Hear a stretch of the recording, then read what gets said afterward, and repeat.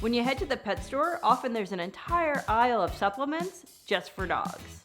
It might be tough to know whether your dog needs supplements or whether you should be giving them to them. I'm Dr. Julie, and I've been working with animals for over 20 years. Today we're going to talk about when you should and shouldn't give your dog supplements. Depending on your dog's size and breed, they may be prone to certain conditions, especially as they age. In that case, they could benefit from a supplement to support them. For example, a young Great Dane may not have issues with their joints now, but because of their breed, we know they're likely to develop them as they age. Adding a joint support supplement now could help decrease their risk as they age. It's always best to first discuss any medical concerns you have with your veterinarian, and then they can give recommendations for your specific dog. The best way to make sure your dog is getting all the vitamins, minerals, and nutrients that they need is to feed them an AAFCO-approved diet. Some pet parents may choose to feed their dog homemade meals instead of a commercial dog food diet. In these cases, it's crucial to make sure that you work with a veterinary nutritionist to design your dog's meals. And you could utilize supplements to help fill in any nutritional gaps. But you want to avoid DIYing your dog's meals without any knowledge of their nutritional requirements, because this could be very detrimental to their long-term health.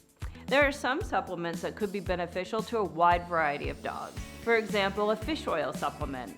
This is great for dogs with aging joints and also supports their skin and coat health. In my practice, I tend to recommend omega oil for almost all my patients. Omega oil has a variety of benefits that can help with multiple conditions, including dogs with allergies or dogs with osteoarthritis. Most dogs have experienced diarrhea or loose stool at some point in their life, so I always like to have a probiotic on hand, even in my own pantry.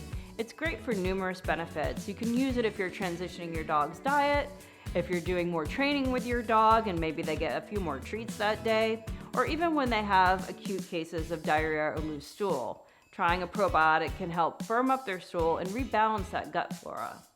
If you travel with your dog or you travel without your dog, they may be prone to stress colitis or stress diarrhea. Having a probiotic in those cases can also help with their GI upset. Some dogs may not just be picky eaters, they may be picky drinkers as well. If your dog is resistant to drink plain tap water, you can try adding a little bone broth to the water to encourage them to drink and make sure they stay hydrated. I really like Native Pet's bone broth because it contains collagen that can help support joint strength. If your dog is suffering from specific health conditions like seasonal allergies or urinary tract infections, you can also look into supplements that support those specific issues. And along those same lines, a pumpkin supplement can also be a great addition for dogs who suffer from the occasional loose stool. You might hear canned pumpkin recommended a lot in these cases, but I really like Native Pet's pumpkin powder. It has a longer shelf life and it's easier to distribute on their food. Over 30% of dogs suffer from environmental allergies, and that's not even including food allergies or allergies to fleas. If you notice that your dog is itching or scratching a lot during the change of seasons, they may benefit from a supplement like Native Pet's Allergy Chews. It contains immune-supporting ingredients like spirulina and pro and postbiotics. So let's talk about when you should not give your dog supplements.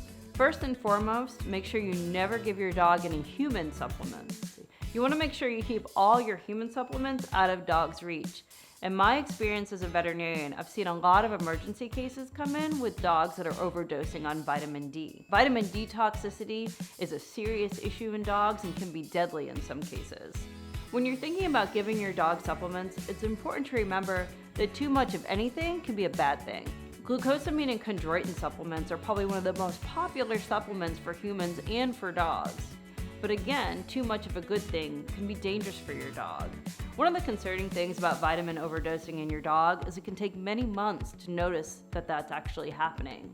So make sure that you always talk to your veterinarian about proper dosing and proper types of supplements to give your dog. It's also a good idea to keep your dog supplements out of paw's reach. For example, Native Pet's air-dried chews are made of real chicken and they're really tasty, so your dog may be tempted to eat more than they need for the day. Supplements can be a great way to improve your dog's overall health. You just want to make sure that you're giving them to your dog in a safe way. Hope you found these tips helpful. If you have any questions, leave them in the comments below and make sure you like this video and subscribe to our channel. We'll see you next time.